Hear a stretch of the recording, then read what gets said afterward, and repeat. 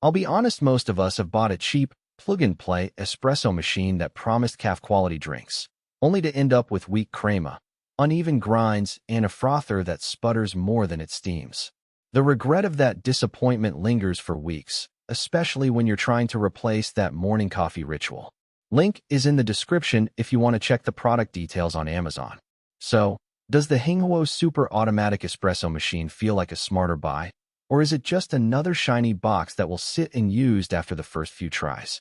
When you stand in the aisle, the biggest hesitation is usually the fear of overpaying for a gadget that sounds too good to be true. Espresso machines sit at the intersection of convenience and craftsmanship, and getting that balance wrong can mean you either waste money on a machine that can't pull a decent shot, or you end up with a high-end beast that requires barista-level attention every single day. The real test, then, is how the machine behaves once it's on your countertop, how much effort it demands for a good cup, and whether the cost actually translates into a better coffee experience. In the automatic espresso world, the main pain points people talk about are grind consistency, temperature stability, and milk frothing reliability. A grinder that leaves uneven particle sizes will give you a sour or bitter shot, while a temperature swing of even a few degrees can ruin the delicate balance of flavors. On the milk side, many built-in frothers either over-aerate the milk or leave it flat, which defeats the whole latte art dream. Those are the things I kept in mind while digging through specs, reading the handful of user comments that are out there, and watching a few unboxing videos to see how the Hxinghuo handles them in real life. The Hxinghuo Super Automatic is positioned as a barista maker that does everything at the push of a button. It grinds fresh beans, tamps, extracts, and then steams milk for a latte or cappuccino. The machine sits in a sleek black housing with a matte finish that looks at home on a modern kitchen counter. Right out of the box, you have a bean hopper that holds about 250 grams of beans, a water tank just under a liter, and a built-in grinder that promises 10-step adjustment. The frother is a separate stainless steel wand that swivels, which is a nice touch because it gives you a bit more control than a completely hidden system. Setting it up took me about 10 minutes. You fill the hopper, pour water into the tank, run the rinse cycle, and the machine walks you through a quick calibration of grind size and dose.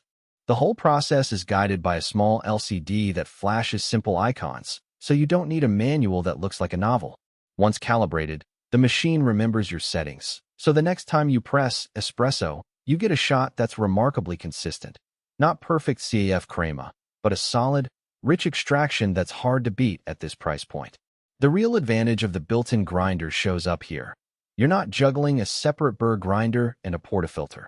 The beans go straight from hopper to brew chamber, minimizing exposure to air and preserving flavor.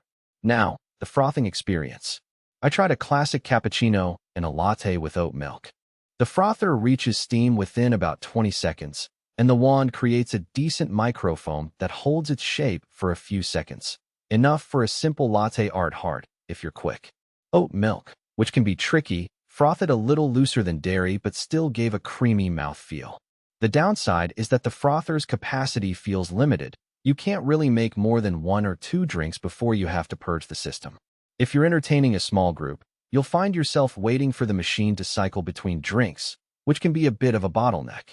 From a practical standpoint, the strengths are clear.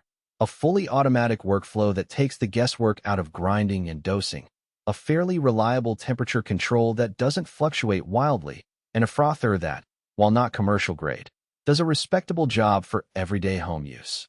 The machine also has an automatic cleaning program that runs through the brew group and the milk system, which saves you from the dreaded manual scrubbing that many other units require. The water tank is removable, so topping up doesn't involve fiddling with a hose, and the drip tray is large enough for a couple of spills without having to empty it after each shot. On the flip side, there are a few trade-offs that matter once you start using it day in and day out. First, the footprint is bigger than a simple pod-based machine. You need roughly a foot of countertop width, and the rear of the unit is a bit bulky because of the internal grinder and boiler. If you have a cramped kitchen, you'll need to carve out that space. Second, the grinder, while convenient, isn't as quiet as a standalone burr grinder. You'll hear a noticeable hum each time you pull a shot, which could be a nuisance early.